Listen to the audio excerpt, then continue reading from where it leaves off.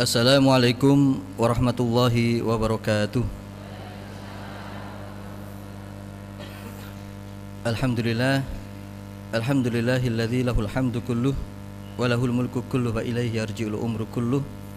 Wassalatu wassalamu ala nabiyyina wa habibina wa syafi'ina wa qurrati a'yunina Muhammad ibni Abdillah wa ala alihi wa ashabihi wa dzurriyyatihi ajmain, amma ba'du. Hadratal mukarramin wa muhtarumin, jamaah pengawasan, jamaah pengajian Ahad Pagi IKAD yang dimuliakan Allah. Puji syukur kehadirat Allah Subhanahu wa taala yang telah memberikan kepada kita semua kekuatan dan ketetapan iman sehingga kita bisa istiqomah dalam mengembangkan syiar-syiar Islam. Salawat serta salam Allah semoga selalu terlimpahkan kepada junjungan kita Nabiina Muhammad, Nabiullah yang selalu menganjurkan kepada kita semua untuk menyempurnakan sholat sehingga kita bisa terhindar dari perilaku yang keji dan munkar. Jamaah sekalian, marilah kita awali aktivitas dakwah kita pada pagi hari ini dengan bacaan basmalah.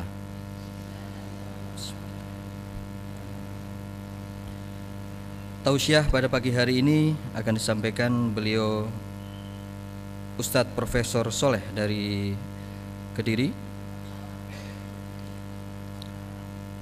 Sebelumnya marilah kita dengarkan pembacaan ayat suci Al-Quran yang akan disampaikan oleh Qori Ustadz Muhammad Ghafur.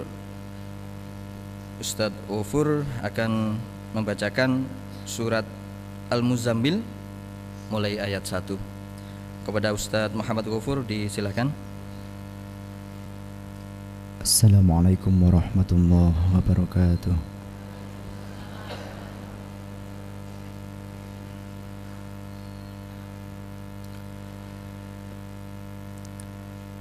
A'udzu billahi minasy syaithanir rajim.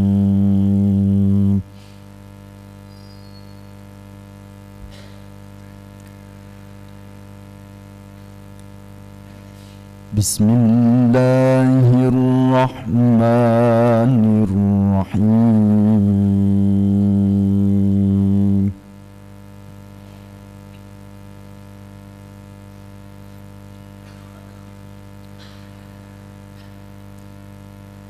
Ya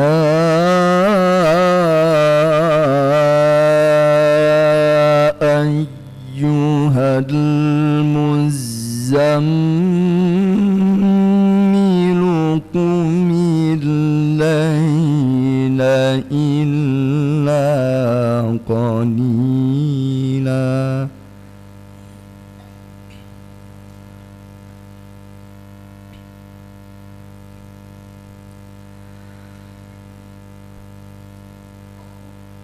nisfahu aw inqus minhu qalila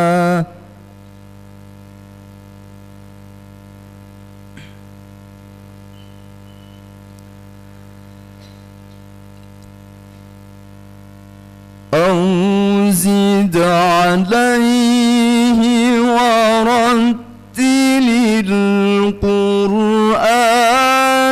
tartila.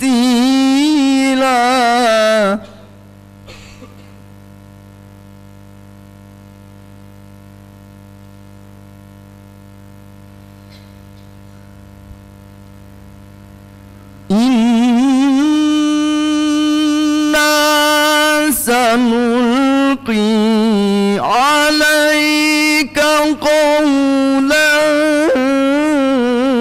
thaqila.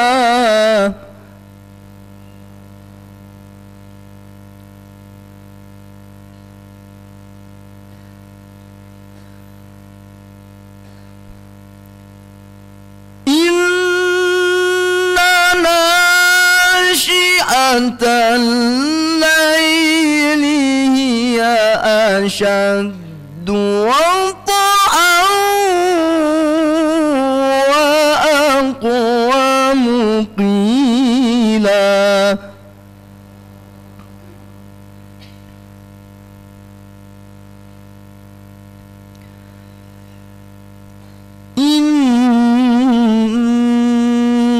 لك في النهار سبحا طويلا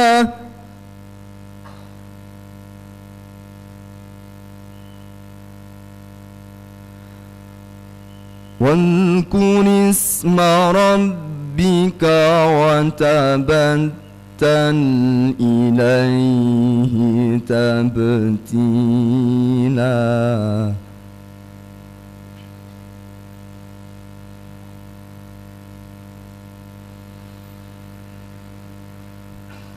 رب المشرق والمغرب لا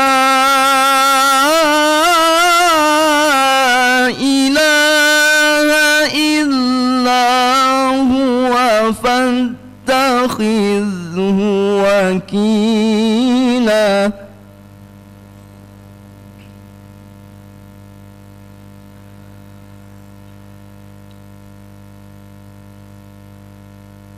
واصبر على ما يقولون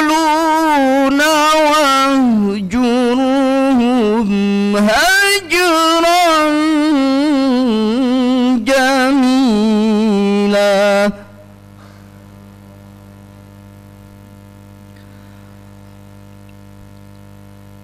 واصبر على ما يقولون واهجرهم هجرا جميلا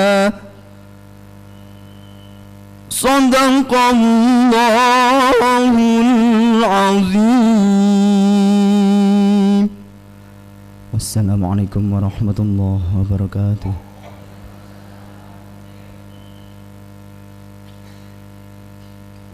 Jamaah sekalian, sekedar pengumuman, alhamdulillah infak untuk Ahad kemarin terkumpul 5.025.000.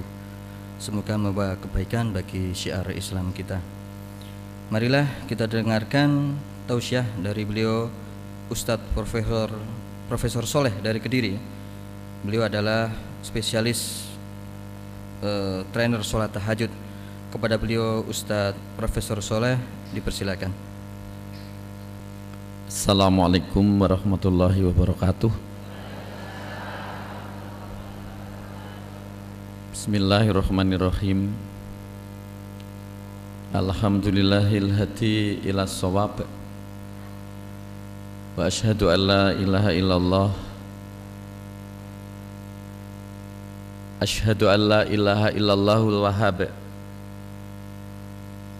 Wa asyhadu anna Muhammadan abduhu wa rasuluhu man atahu Allahul hikmata wa fassalal khitab. Allahumma sholli ala sayyidina Muhammadin wa ala alihi wa ashabihi wa sallim ajma'in. Man ahya sunanahu ila yaumiddin.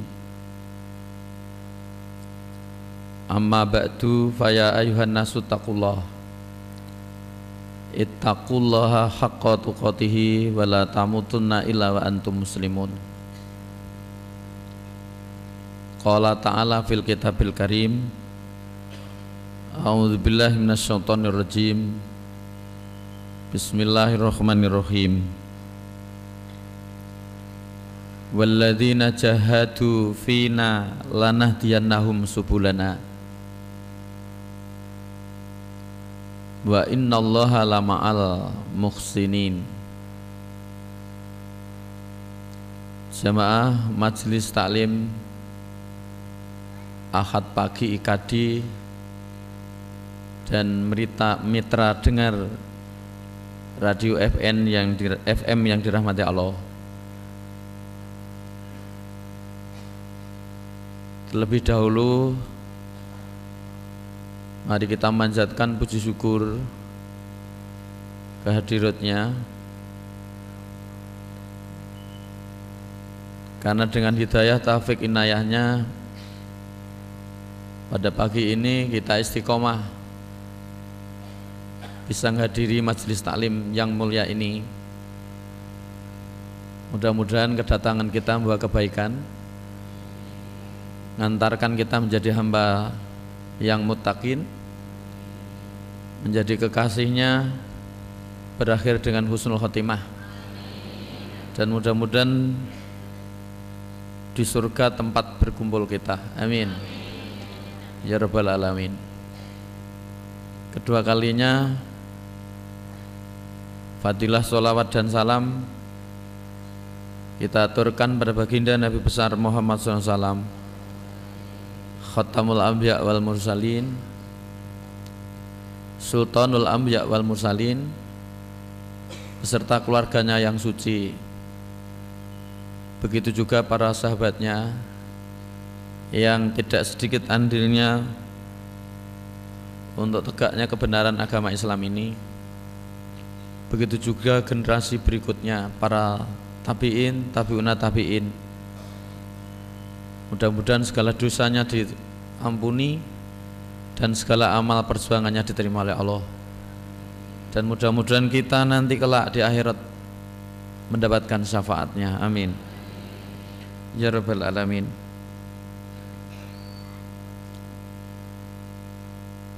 Jamaah Majelis Taklim Ahad Pagi KD dan mitra dengar Andika FM yang dimuliakan Allah.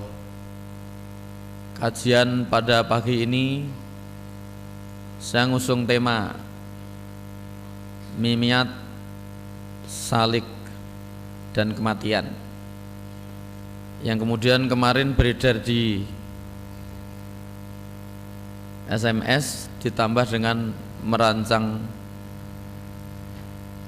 husnul khotimah. Memang tema ini agak asing kedengarannya. Apa itu mimiat, apa itu salik gitu. Karena istilah ini adalah istilah tasawuf yang barangkali Bapak dan Saudara jarang mendengar itu. Apa itu mimiat, apa itu salik. Baiklah, untuk menjelaskan hal itu saya mulai dengan mengutip satu cerita yang saya ambil dari kitab yang ditulis oleh Jalaluddin Rumi dalam kitabnya Masnawi. Dalam kitab itu diceritakan ada seorang salik yang sedang bermunajat di dalam benteng yang dibangun di atas gunung. Di tengah-tengah asiknya bermunajat dan memanjatkan doa dan sholat, tiba-tiba diserang rasa haus yang amat sangat hebat. Nengok kiri, nengok kanan, tiada setetes air pun, kecuali suara gemericik yang dihasilkan oleh aliran sungai yang ada di bawah kaki gunung. Sang salik kemudian menghantamkan tangannya ke tembok benteng itu. Bata demi bata jatuh runtuh ke sungai dan menghasilkan suara seperti yang sering kita dengar, dung, dung. Sungai itu kemudian bertanya, "Fulan, mengapa tembok benteng kalian robohkan?" Si salik mengatakan, "Ada dua keuntungan yang kudapat ketika aku meruntuhkan tembok ini. Pertama, dengan runtuhnya tembok bata demi bata, aku akan semakin dekat dengan kalian. Lalu yang kedua, hatiku merasa tenang tentram saat mendengar suara gemericik yang kalian hasilkan dari aliran airmu." hingga sampai ketika tangannya dihantamkan ke bongkahan batu yang terakhir, si Salik itu ikut mencebur ke sungai. Sungai itu bertanya,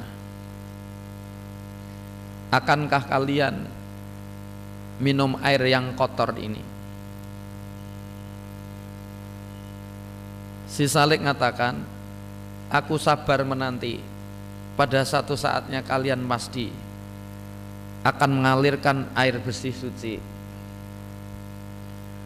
Maka sungai itu mengatakan, silahkan kalau begitu, sekarang hilangkan rasa hausmu, minumlah dan mandilah dan sucikan jiwa dan ruhmu. Bapak Ibu jamaah Akad Pagi Kadi dan mitra dengar Andika FM yang dirahmati Allah, cerita itu tak kutip dari kitab Masnawi yang ditulis oleh Jalaluddin Rumi. Maka cerita itu bersifat metaforis, perumpamaan. Inilah gaya dan model tulisan para ahli tasawuf untuk supaya kita bisa mengambil makna dari apa yang disampaikan itu. Salik itu artinya adalah orang yang meniti jalan untuk mendapatkan ridho dari Allah. Salik itu adalah orang yang mengambil laku untuk marifat kepada Allah. Jadi salik itu juga setiap manusia termasuk kita. Siapa saja yang berusaha untuk selalu mendekatkan kepada Allah untuk mengharap ridhonya, itulah namanya salik.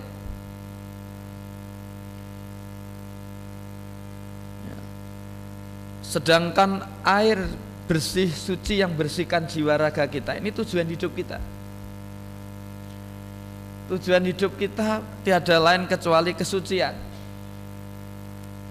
Karena hanya orang yang suci bersih yang akan sanggup untuk mendekati Sang Maha Suci. Allah itu Maha Suci, hanya bisa didekati orang yang suci.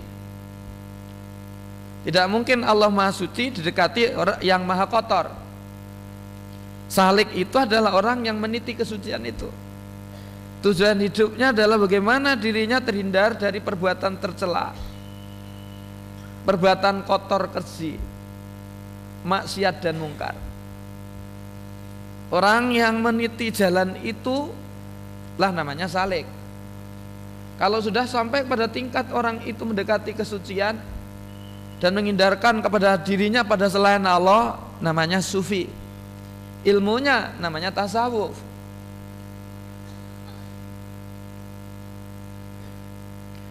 Sedangkan suara kemericik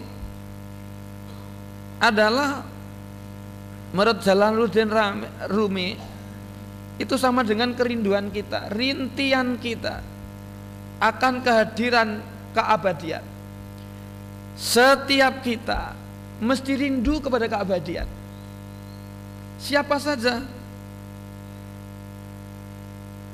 Jadi keabadian yang kita rindukan itu adalah panggilan fitrah yang mesti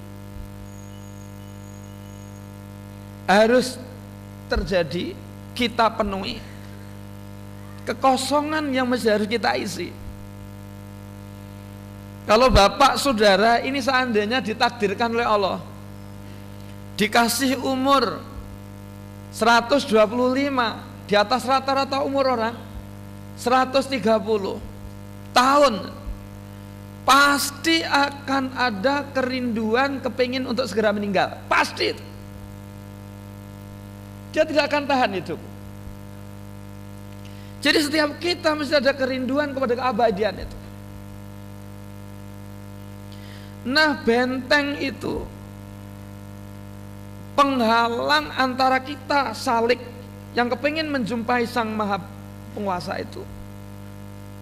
Jadi antara kita dengan Allah itu dibatasi oleh benteng. Benteng itulah nafsu kita.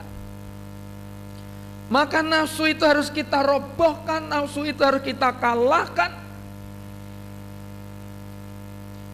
Tidak mungkin kita sampai kepada tingkat mardotillah kalau kita tidak bisa mengendalikan nafsu, tidak merobohkan nafsu ini. Bukankah kita setelah pernah mendengar ketika Rasulullah sepulang dari perang Badar, Rasulullah katakan pada sahabatnya, kita ini baru perang jihadul asghar ilal jihadul akbar.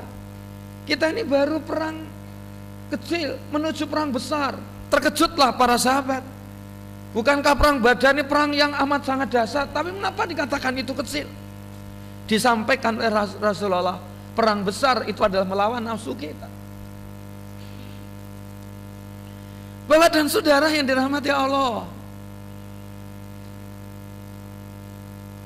kita manusia ini, hidup kita ini di penjara, setidak-tidaknya 5 hal penjara kita. Yang menjara kita itu ada 5 hal.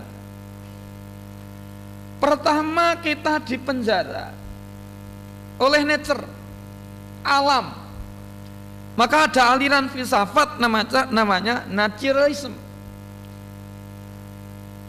Pendapat filsafat naturalisme itu menyampaikan bahwa kita ini tidak jauh seperti alam-alam yang lain, seperti binatang, seperti itu tumbuhan.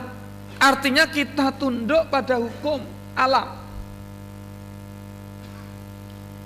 Contohnya kalau kita berada di suasana yang panas, berpengaruh pada tubuh kita. Kenapa tubuh kita kalau dalam kondisi panas? Letih. Kalau dingin, malas. Hujan, malas. Jadi kita dipenjara oleh alam. Ketika kita hendak berangkat jamaah sore asar ke masjid, kemudian hujan, malas kita keluar. Kita dipenjara oleh alam. Kalau bapak dan saudara kepengen tidak dipenjara oleh alam, harus punya himah, punya azam yang kuat, motivasi kuat, dijebol dengan teknologi, pakai payung. Maka alam bisa kita tundukkan dengan azam yang kuat, motivasi yang kuat, dengan cara pakai teknologi payung, sehingga tidak menghambat, tidak menghalangi jamaah kita ke masjid. Tapi kita dipenjara alam ini. Waktu siang bolong panas, karena teriknya sinar matahari, kita malas membaca buku, malas untuk membaca Al-Quran. Tapi itu bisa dijebol dengan motivasi tinggi, azam yang kuat, lantaran besok mesti harus menghadapi ujian. Itu pertama. Lalu yang kedua, kita ini jebol oleh sejarah, dipenjara oleh sejarah. Sehingga ada aliran filsafat yang namanya historisme. Kalau ada orang pemberani, memang sejarahnya mendidik dia itu menjadi orang pemberani. Kalau ada orang penakut, karena sejarahnya yang menyebabkan, mengantarkan dia menjadi penakut. Karena kita lahir di Indonesia, fasih kita berbahasa Indonesia, kagok kalau kita bahasa Inggris. Tapi bagi yang lahir di Amerika, di Inggris, tentu sejarah maksa dia bahasanya adalah bahasa Inggris. Jadi kita ini dipenjara oleh sejarah. Di antara lagi, kita tidak mau bepergian ke Surabaya lantaran Nogodino ada di Surabaya. Sejarah.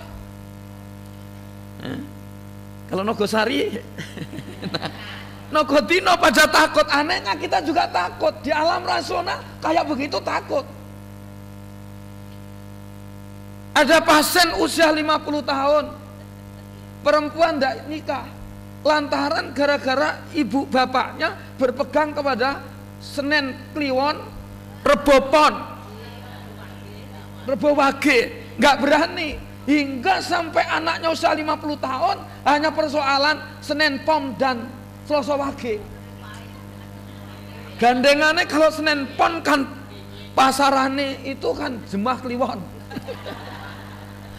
Itu ada 350 menurut saya.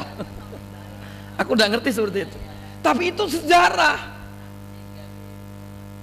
Kalau kita mau jebal harus rasional, ada azam, ada keyakinan, ada motivasi. Di Amerika tidak dikenal kok Selasa Pon Senin Kliwon. Di Jawa Barat juga tidak dikenal itu. Tapi karena itu kita yakini menyebabkan anaknya usia 50 tahun terpaksa tidak harus nikah. Ya bukan? Nah, kita di penjara oleh sejarah. Lalu yang ketiga di penjara oleh masyarakat. Kita itu sering ikuti apa yang sedang ada berkembang di masyarakat. Ke timur, kita ke timur. Ke barat, kita ke barat. Ke selatan, masyarakat ke selatan, kita ke selatan. Pernah pada satu ketika waktu dulu, tahun berapa itu, ada gerhana matahari total. Maka dimunculkan isu, jangan lihat matahari total, lantaran kalau melihat matahari total, mata menjadi buta. Tapi anehnya yang ceramah ini pun juga ikut-ikut. Sebenarnya tidak mungkin dong, Allah itu akan datangkan matahari, gerhana matahari total menyebabkan mata kita buta. Tidak mungkin. Bapak Bambang Hidayat, astronom, waktu itu mengatakan tidak ada gerhana matahari yang dimusuhi begitu hebatnya oleh bangsa kita kecuali gerhana matahari total. Kita dipenjara oleh masyarakat. Gimana tuh ngatasi? Rasional, harus hidup rasional. Lalu yang keempat, kita dipenjara oleh biologi kita. Tidak makan, lapar.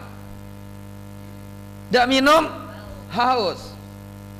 Artinya kita dipenjara oleh hukum biologi kita. Nah, Bapak dan Saudara yang dirahmati Allah, kalau penjara-penjara ini tidak kita jebol, maka hidup kita akan terkungkung di dalam penjara itu. Maka harus dijebol dengan perangkat tauhid yang benar, akidah yang lurus, sains dan teknologi, dan berpikir rasional. Penjara yang kelima itu yang paling bahaya, yang berat. Temboknya tebal, tidak terlihat pintunya, gelap gulita, sehingga kita tidak tahu arah dari mana kita harus menjebol itu. Penjara itu adalah penjara nafsu.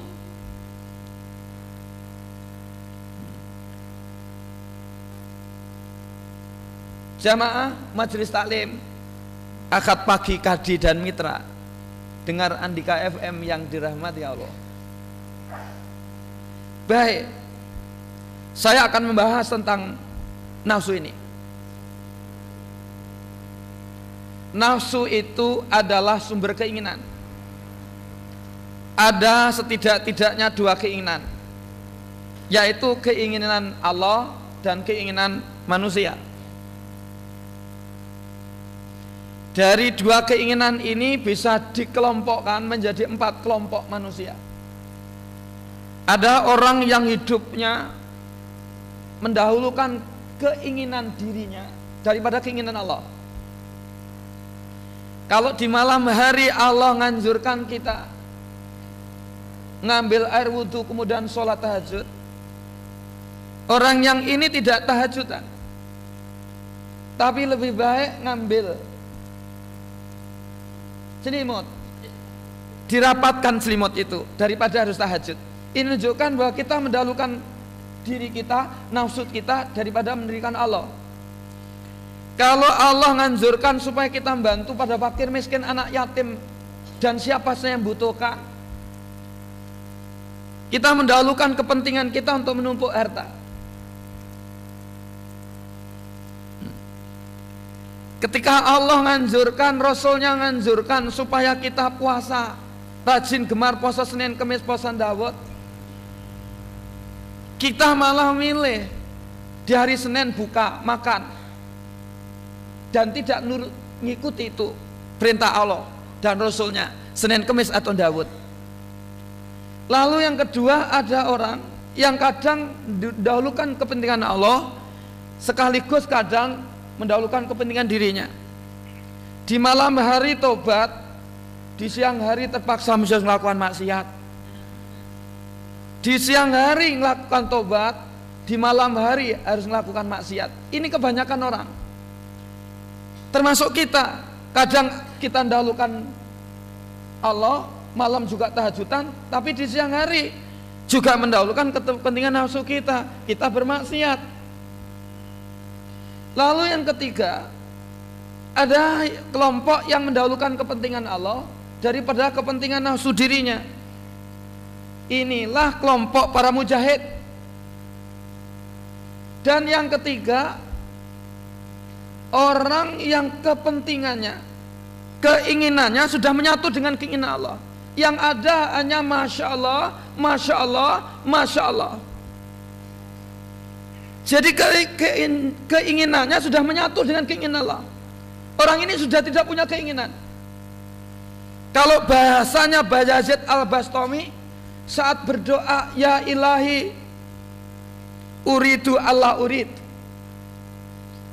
ya Tuhan kami, aku berkeinginan untuk tidak berkeinginan. Inilah tingkat yang paling tinggi. Inilah tingkat para aulia Allah. Inilah tingkat para kekasih Allah. Inilah tingkat para rasul, nabiullah, utusan Allah. Jadi tidak ada lain kecuali keinginannya ini sudah dimatikan, larut dengan keinginan Allah. Sudah tidak ada keinginan dalam hidup ini, kecuali dia jalankan keinginan itu atas dasar karena keinginan Allah. Kita ambil satu contoh untuk memudahkan pemahaman itu. Saya punya pasien, usianya 60 tahun, tapi tidak berani nikah, lantaran nggak ada nafsu dengan perempuan. Datang ke saya, justru nikah, oh kalian, itulah nikah para nabi dan rasul, dan itulah nikah para aulia illah. Nikahnya bukan atas dasar nafsu, tapi nikahnya memenuhi perintah Allah. Seandainya Allah tidak merintahkan, dia tidak nikah. Jadi bukan karena nafsunya. Tingkatan manusia yang paling tinggi manakala segalanya sudah Masya Allah, Allah merintahkan jalani, dilarang tidak dijalani. Geraknya karena gerak Allah, diamnya karena diam Allah. Dia tidak melakukan sesuatu yang bertentangan dengan perintah Allah. Jadi tidak pernah berlawanan. Kalau Allah merintahkan ke timur, dia ke timur. Ke barat, dia ke barat. Ke utara, dia ke utara. Ke selatan, dia ke selatan. Tidak akan pernah kontradiksi. Inilah Bayazid Al-Bastami berdoa, ya ilahi uridu ala urid. Pada satu ketika Rasulullah berjuang mengembangkan Islam, kemudian terlihat Islam berkembang begitu pesat, bukan hanya di dalam Jazirah Arab, tapi di luar Jazirah Arab, yang membuat keder orang-orang kabilah kafir Quraisy. Maka Abu Lahab, Abu Jahal datangi Rasulullah, Muhammad, apa yang kalian inginkan itu dengan perjuanganmu? Kamu ingin jadi raja yang dilulukan? Tinggalkan dakwahmu, aku bertanggung jawab. Seluruh penduduk Jazirah Arab akan ngeluh-ngeluhkan engkau menjadi raja dan tak nobatkan jadi raja. Apa kalian mengendaki harta benda yang banyak, kepingin menguasai Jazirah Arab? Sudah aku yang bertanggung jawab, tak kumpulkan orang-orangnya Jazirah Arab, semuanya akan tak berikan pada kalian, dengan catatan tinggalkan dakwahmu. Lalu yang ketiga, kalian kendaki gadis, perempuan, mana yang kalian sukai? Berapa butuhmu? Akan tak penuhi.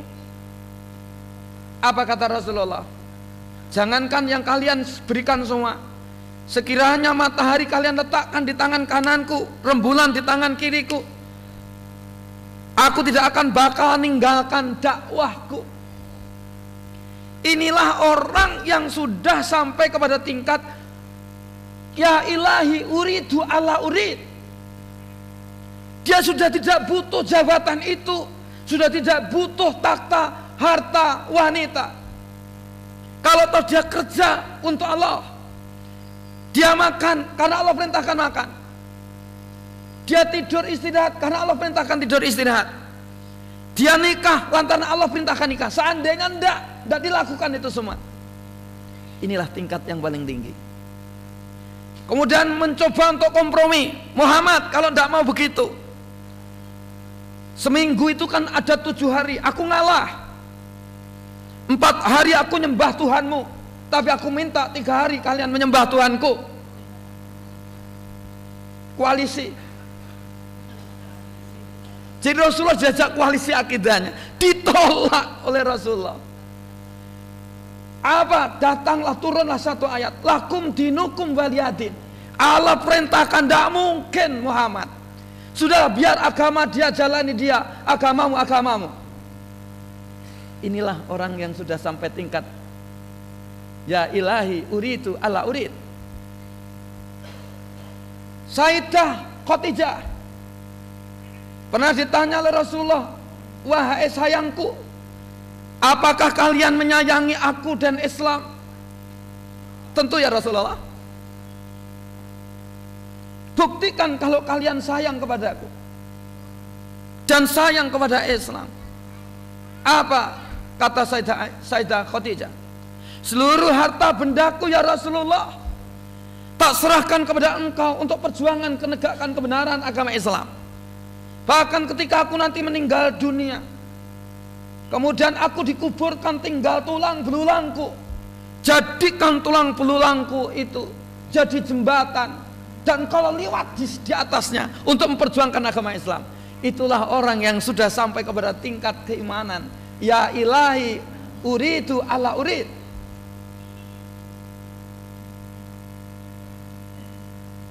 Kita tidak perlu dituntut seperti itu. Coba dilatih, apa benar kita ini ya ilahi uridu ala urid, berkeinginan dengan sesuatu yang tidak diinginkan.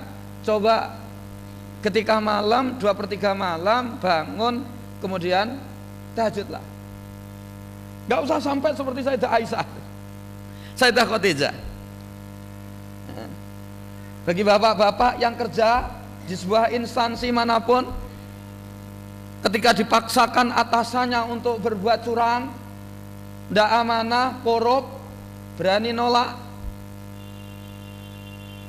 Kalau berani menolak, itulah ya ilahi uridu ala urid. Apapun konsekuensi risikonya. Bapak Ibu jamaah Majelis Taklim Akad Pagi Kadi dan mitra dengar Andika FM yang dirahmati Allah. Nah, Bapak dan Saudara, jadi pokok pangkalnya yang menghambat, menghalangi kita untuk mendapatkan mardotillah, ridho Allah itu adalah nafsu. Imam Ghazali berbeda dengan Jalaluddin Rumi. Kalau Jalaluddin Rumi harus dimatikan itu nafsu, tapi kalau Imam Ghazali tidak. Imam Ghazali mengumpamakan nafsu itu bak seperti kuda liar. Jadi harus dikendalikan ya, agar terarah. Itu Imam Ghazali. Tapi setidak-tidaknya apa yang disampaikan oleh Said Jalaluddin Ar-Rumi tadi ngantarkan kepada kita, ketika kita meniti jalan kesalehan untuk mendapatkan mardotillah, untuk marifat kepada Allah, untuk mendapatkan ridha Allah, itu mesti harus sabar. Maka tadi diupamakan dari sebata demi sebata diruntuhkan. Begitu sabarnya, sebata demi sebata itu diruntuhkan, dirobohkan. Artinya ketika kita meniti jalan salik itu untuk mencapai tingkat sufi, maka mesti harus ada kesabaran. Jangan seperti yang tak kutip juga dalam kitab Masnawi itu, ada seorang salik yang memanjatkan doa, didatangi setan, dibisiki oleh setan. Berapa tahun kalian berdoa tapi hanya sekedar didengar oleh Tuhan tapi tidak pernah dijawab? Ngapain kalian buang-buang energi? Akhirnya tidak doa, tidak minta, ngikuti langkah-langkah setan tadi. Di malam harinya mimpi didatangi oleh malaikat. Malaikat bertanya, mengapa kalian sekarang sudah enggan berdoa? Dijawab oleh si Salik itu, bagaimana aku masih harus berdoa? Sekian tahun aku berdoa, tetapi hanya didengar dan tidak pernah dijawab oleh Allah. Apa kata malaikat Jibril? Jibril katakan, tangisanmu dalam doamu itu adalah jawaban Allah. Rasa nikmatmu saat kalian zikir itulah jawaban Allah. Kerinduanmu untuk datangnya waktu sholat dan waktu sholat tahajud itulah jawaban Allah. Jadi di sini mesti ada kesabaran untuk membimbing nafsu ini, biar nafsunya terarah pada jalan yang benar, seperti apa yang disampaikan oleh Imam Ghazali tadi. Bapak dan saudara yang dirahmati Allah, baik. Jadi hal yang mesti harus kita tundukkan ketika kita kepingin meniti jalan menuju Allah adalah nafsu. Nah, nafsu ini kalau saya tidak boleh dimatikan, tapi mesti harus dikontrol, dikendalikan, biar berjalan pada tempat yang semestinya. Kita ini boleh marah selagi marahnya pada pada tempatnya. Ketika orang lain didolimi, kita boleh marah. Ketika kita didostai, kita boleh marah. Tapi marah yang terkontrol, marah yang terkendali beda dengan ngamuk loh. Kita boleh iri hati saat melihat orang lain ibadahnya jauh lebih khusyuk daripada kita. Kita boleh iri hati itu dalam hal ibadah. Kita boleh dengki ketika menyaksikan orang lain begitu mudahnya dermawan bisa membantu pada orang lain yang butuhkan. Boleh kita dengki itu. Nah, pertanyaannya sekarang, bagaimana menundukkan nafsu kita? Inilah para ahli tasawuf menawarkan pendekatan, metode yang tak sampaikan tadi, mimiyat, yaitu dengan memberikan panduan-panduan untuk mendidik nafsu kita. Diawali dengan 3 kata mem, maka tak sebut dengan mimiyat. Mem pertama adalah musyaratoh.